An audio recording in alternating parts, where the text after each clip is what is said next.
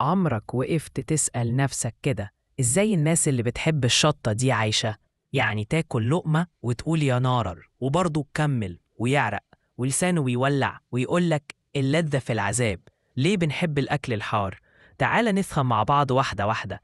الأكل الحار غالبا بيكون فيه مادة اسمها كابسيسين، ودي موجودة أكتر حاجة في الفلفل الحار.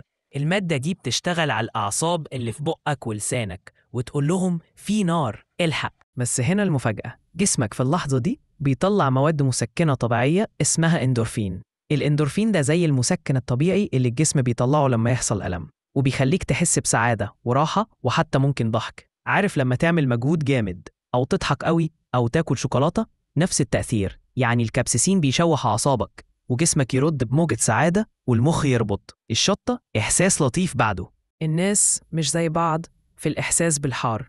في ناس عندها المستقبلات العصبية دي حساسة جدا فبتحس بالحار أكتر، وفي ناس جسمهم واخد على الشطة فما بيقوش يحسوا بيها بسهولة.